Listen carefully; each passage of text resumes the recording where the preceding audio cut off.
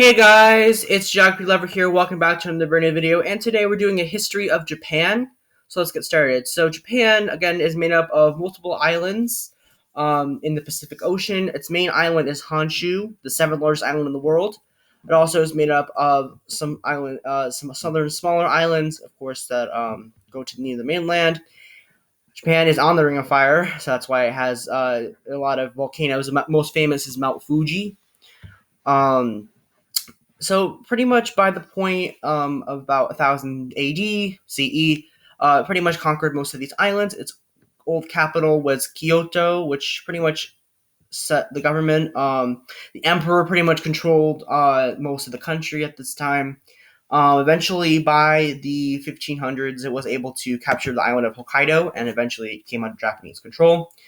Eventually, the shogunates, who were the protectors of the country, as we all know, the famous samurai, were run by the shogunates, pretty much took over the government and became the leaders of Japan. Now, at this point, they were all kind of fighting for control until one power eventually united them all under the shogun, a different type of shogunate. And also at this time, this was when the Dutch started to trade with them in the southern port city of Nagasaki. They pretty much controlled the port, the Dutch, but they did trade with the Japanese at this time. But by the 17th century, Japan entered a period of isolation where it kind of was sheltered from the outside world until 1853, when the Americans decided to come and trade with Japan, and that did not really go as planned.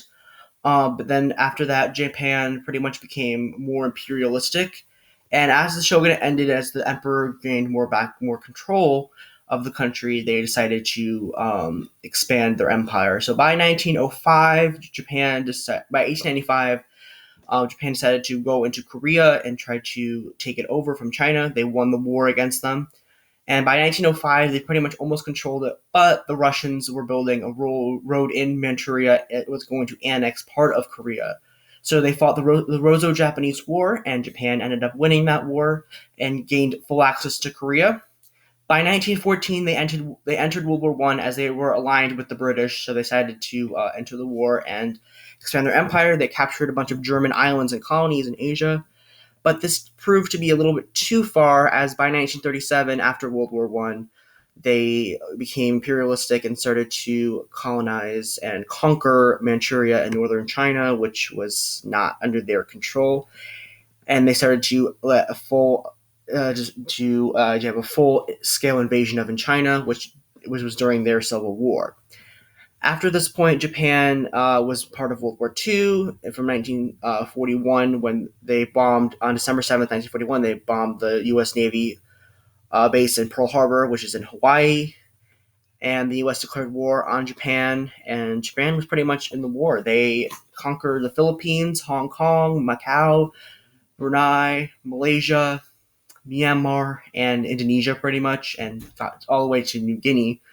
They pretty much kept fighting until the Americans decided to bomb Hiroshima, the city of Hiroshima, in August of 1945. And after they decide not to surrender and fight to the death, they bombed Nagasaki, which got them to surrender and end World War II. And after this point, the U.S. became really good allies with Japan, and they still are. Japan makes a lot of auto stuff and a lot of computer technology at the time in the 60s and 70s. By the 1990s, they had a lot of popularity with that. All right, thank you guys for watching this video. Please like and subscribe, and I'll see you guys in the next video.